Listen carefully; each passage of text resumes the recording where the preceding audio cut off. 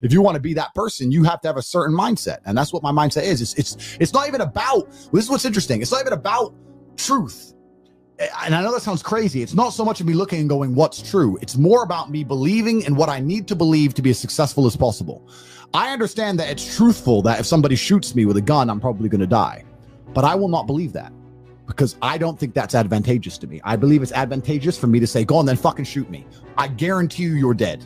I guarantee you I ain't gonna die and I'm coming for you. And if I truly believe it, I think it gives me a better chance. That's just who I am. I only believe and say and think the things that give me as much power as humanly possible. That's just the guy I am.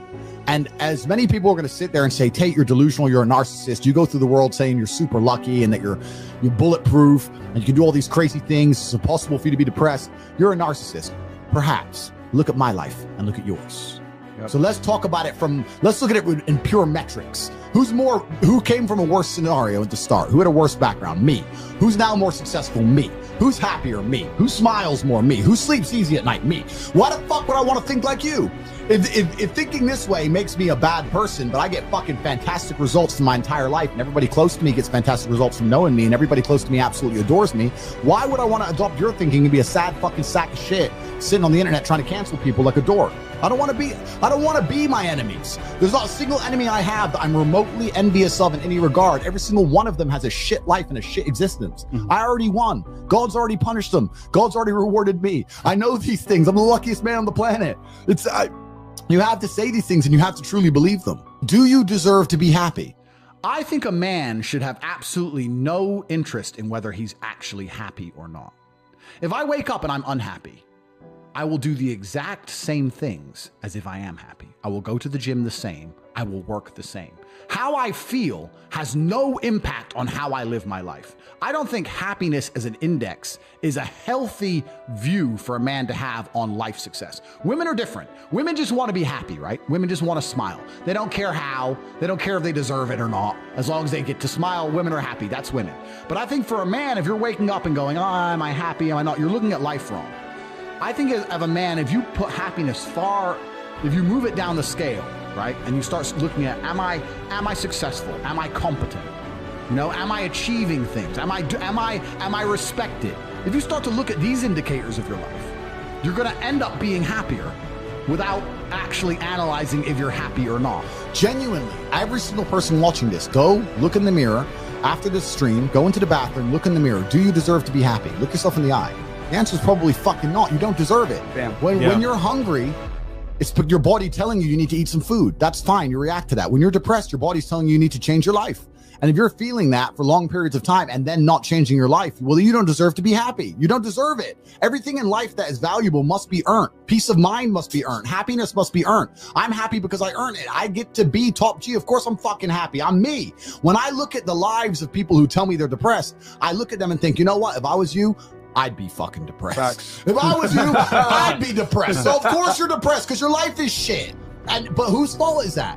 That you have to take some personal responsibility for it. And what they'll do is they'll try and outsource it. Well, I had a bad start, or this happened to me, that happened to me. World ain't fair. Suck it up, buttercup. Shit happens to everybody. I could sit here and be an unsuccessful piece of shit, and I got 10 stories to tell you why I have excuses to do exactly that. And here I am, top G. So that's life. That's life. You have to get shit done. So yeah, if you live a depressive life, you're going to feel depressed. If you lived my life, you wouldn't feel depressed. So now you know what to fucking do. Now you're either going to sit up, get up and do it, or you're going to sit there and stay depressed. And that's why these people are so desperate to defend the idea that depression can't be solved. When you tell the world that depression can't be solved, what you're doing is absolving yourself from all responsibility. I no longer have to stand up and work hard and try and be something because it doesn't matter how hard I work because I'll be depressed anyway. They know that's a lie. They're just trying to they're being ignorant on purpose to avoid doing the hard work. That's all it really is. So a lot of people are labeling themselves, and I absolutely refuse to take my own power away. There are so many things in the world trying to kill us. If you got enemies, you got people on the streets with blades, you got bacterias, fucking lions. Oh, I've got enough enemies, bruv. Sharks want me dead. I've got enough enemies. Why am I gonna take my own power away? Another thing that's really important, I say this all the time, nearly every word that comes out of my mouth is self-hypnosis. Every word that comes out of my mouth is self-hypnosis. And it's the same for everybody watching this. Every single word you speak is self-hypnosis. Every single thing you say out of your own mouth is almost more important than the things you hear from other people. Amen. You can't be sitting there saying, I'm depressed. I got a generational curse. I'm unlucky, bro. You can't be saying these things because you're reaffirming them within your mind. I don't do that. I said at the beginning of this stream, I do not believe in things that take away power from me. I only believe in things that make me more powerful as an individual. Yep. Now, I cannot deny that feeling depressed is real because every single human on the planet sometimes feels depressed. Feeling depressed is real, but being a depressive or having depression is something else. I accept that if I do feel depressed or I do feel sad or I do feel negative, which is actually very rare for me, but if it does ever happen, I understand I'm human and it's an emotion I'm going through and it will pass. People who have depression believe that they have a disease that can't be fixed and can't be cured. You are handing your power away. You're giving your power to an outside source and you're saying that I have no control over this. It doesn't matter what situation you're in. You need to at least believe you have some degree of control. When I say depression isn't real, I'm not saying you don't feel depressed. I'm saying that you can fix it. It's not a disease that you caught from the sky. You can fix it by taking control of your own mind. And this is what people really don't yet understand. There's only one thing on the planet you actually have control over.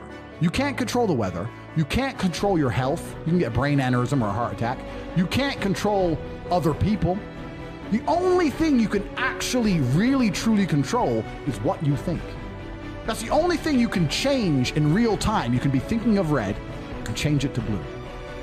So why are you not controlling your own mind? It's your asset.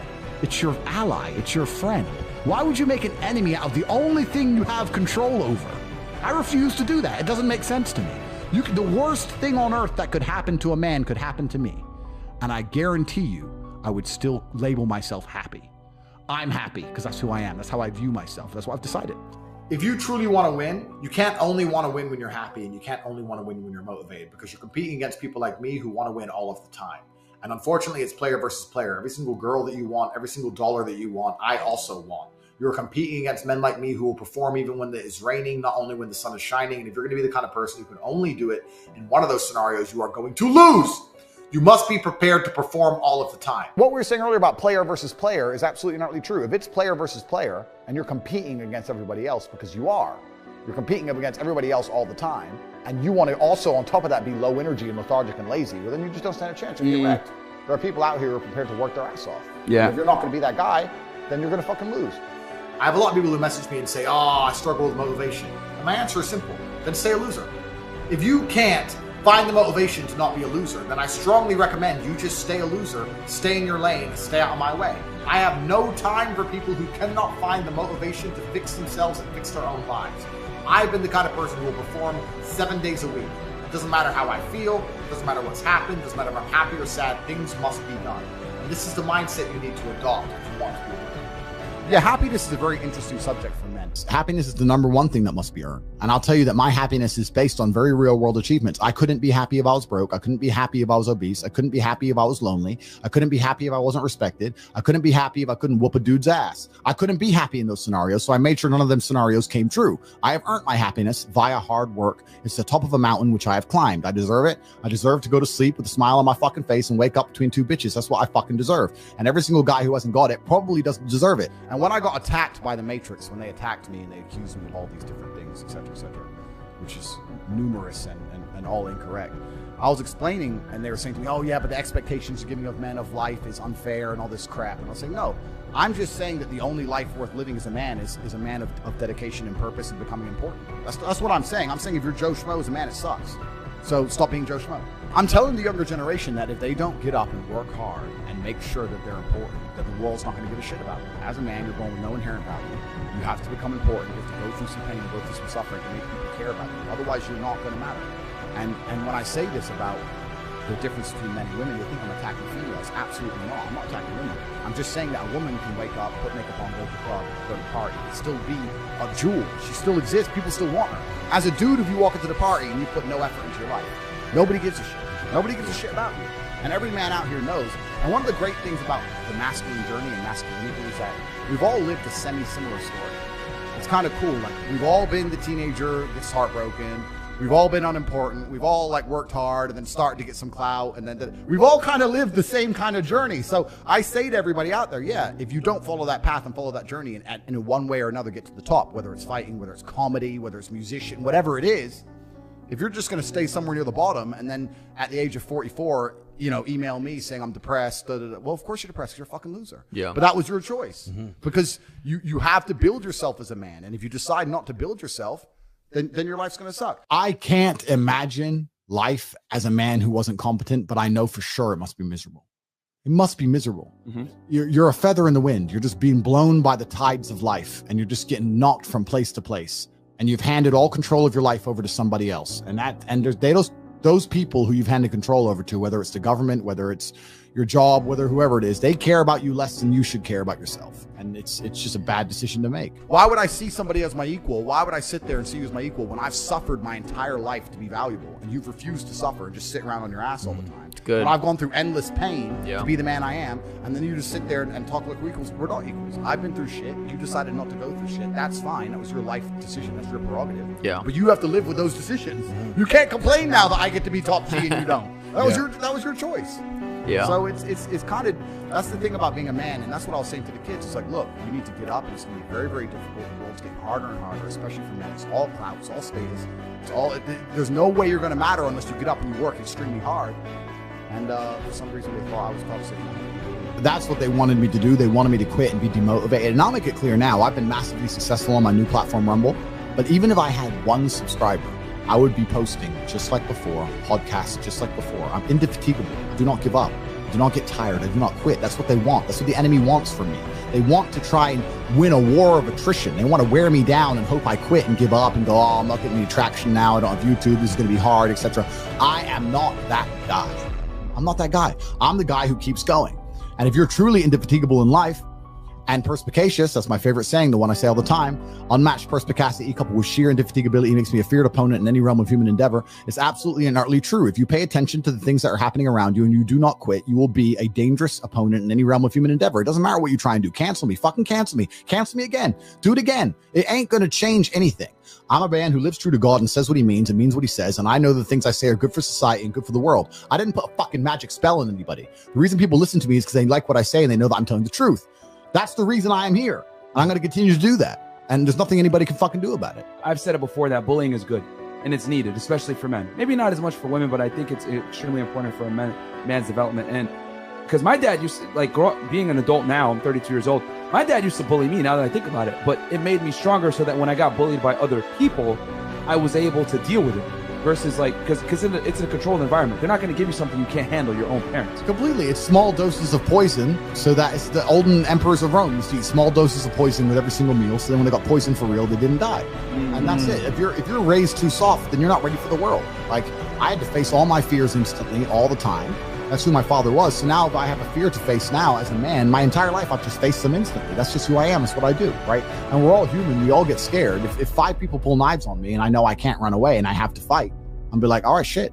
Well, I can't run. So the other option's fight. Am I going to sit and beg? Well, they're obviously here to hurt me. So now it's on. Like, that's just how I was raised. I would never rob my son of the opportunity of growing up to being that man. There's something that's so brilliant, so it's satisfying to your core. It's like an evolutionary adaptation when you feel genuine competence as a man. There's something that oozes from you. Look at James Bond. The reason James Bond is James Bond is because he's good at everything. He can drive, he can fight, he can shoot, he's got all this money, he's smart, he's suave, he's a millionaire, whatever. There's something about having competence as a man that genuinely satisfies your soul. How can I go to sleep and be sad at night when I know that I'm one of the baddest motherfuckers on the planet? When I know there's not a single scenario in which somebody paired against me will be happy about the pairing. It doesn't matter what it is. If you were to go out there, I've never even, let's choose something random. What are white people? Wakeboarding. I've never wakeboarded in my life, right? But if you were to go out there and choose someone else who's never wakeboarded before, and they said, you're gonna have a wakeboarding competition, you're gonna wakeboard against somebody who's never wakeboarded either, but if you lose, there's gonna be serious consequences. But your competitor is Tate. Part of them's gonna go, oh, fuck, why Tate? I've never even wakeboarded. They have no reason to fear me besides the fact that it's my last name and they know that I am indefatigable and perspicacious and that I am a feared opponent in any realm of human endeavor.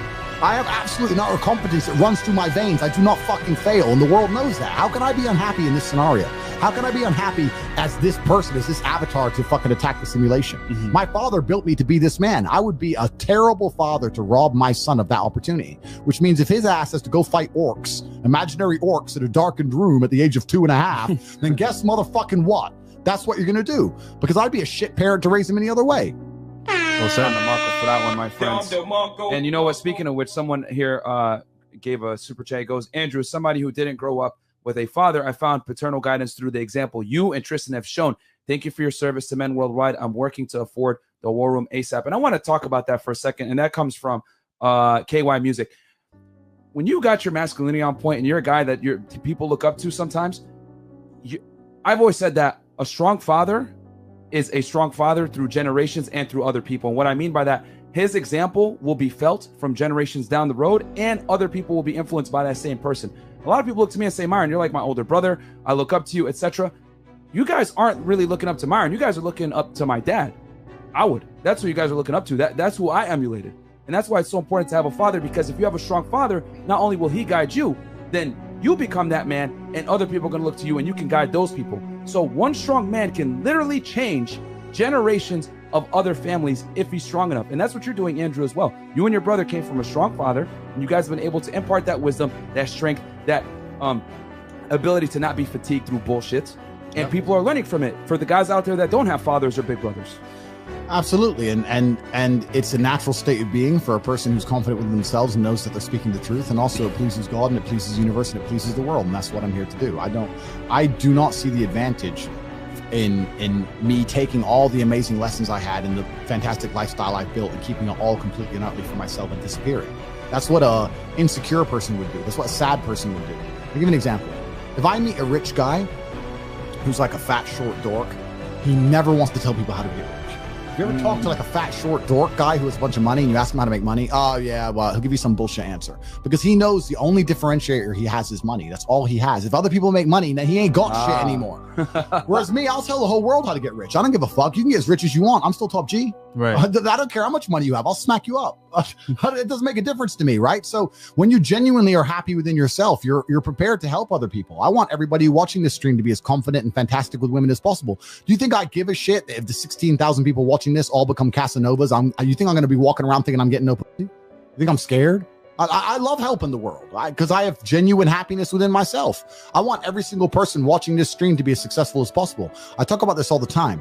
One of the things that differentiates the people who listen to me and like my content and fans of mine as opposed to my enemies or my opponents is that the people who listen to me genuinely have better lives. Yeah. I want somebody to walk through life and them to go, look, his life's in order. Look, he's in fantastic shape. He's rich. He's confident. His head's held high. He must be a Tate fan.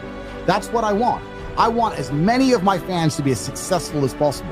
That's why I have the things I have, the programs I have, and sell the things I do, because they're all completely and utterly dedicated towards the success of the people who understand my message. I'm not trying to detriment on anybody who believes in me. I want Tate fans to be the most capable, well put together, the most financially literate fans on the planet. Let all my enemies be the depressed ones. Oh, okay, the depressive crowd and the multimillionaires. Well, which team are you joining? Like, I'm out here to help as many people as possible, and I think it's a fantastic badge of honor for me to sit here and say that my fans are some of the most financially literate, well-off, educated, charismatic men on the planet. That's what I want for a Tate fan. I don't want anything else. I want the best for every single one of them. And by default, you're building a network of guys that can fight the Matrix and stand on their own. Absolutely. By default, I now have large groups of men who are extremely competent, who I'm close to. And that's what I want, right? The crazy thing about life and the crazy thing about war, it's always been the same. Getting money and getting status is absolutely and utterly important, because without those things, you're going to end up at the bottom of the ladder. Even if you're on the right team, you're going to end up at the bottom of the ladder, right? So if, let's say, a country, whatever it is, America, were to conscript right now and go to World War III, if you have no money and no real skills, you're the dude who's in the trench getting blown up. You're the fucking cannon fodder. You're the guy walking over landmines to clear them out. But if you're rich or intelligent or have unique skills, then you might be the engineering corps, or you might be an officer, or you might be something else, right? So even in the worst possible cases, even the idea of World War III and mass conscription, having money and status and skills are still going to save you from ending up being the guy in the foxhole just getting blown to fucking smithereens for no reason. You always have to be that guy. So you always have to be upgrading and improving yourself. I'm telling you now, there is not a military alive that would conscript me and allow me to go die as a fucking GI nobody. They'd say the way he can motivate people, this motherfucker's an officer. We can't let him die. We can't let Top G die. That's bad for the morale of the army. But they'd protect me. They'd say, put Top G in the fucking somewhere safe. I'm like, nah, I'll go out the front line. Like, no, sir, you're too important for the front line. And that's because of the man I built myself to be. And it's been that way since the dawn of human time. You can protect yourself against the worst possible scenarios in life that can possibly happen to you by just becoming a man of genuine competence and skill. And that's why I don't understand how these men are just waking up each day and not trying to do exactly that. It's crazy. Ani, speaking of military, great question here. And I think a lot of guys can learn. Guys, I'm prioritizing questions that guys can actually learn from and become better from. And this one's a great one. He goes, $100. Andrew, I'm in the Army and my best friend drowned 2 weeks ago. Broke my heart. I had to speak to his mother. We were both 20 years old. Every day I was progressing our relationship similar to your brothers in sense of brotherhood. Life felt vaporous. How do I deal with grief of my closest friend passing away? Well, what does your closest friend want for you now that he's gone? If he was alive for an hour and you could talk to him, what do you think he'd be telling you to do? Would he be telling you to sit around and be sad? Would he be telling you to give up? Or would he be telling you to obviously speak to his mother, talk to her, stay in touch with the family, and be as fantastic as you possibly can? He'd be telling you to keep his memory alive. And what's amazing about being a fantastic person is that people are interested in your origin story, and that allows the people who you care about to live forever.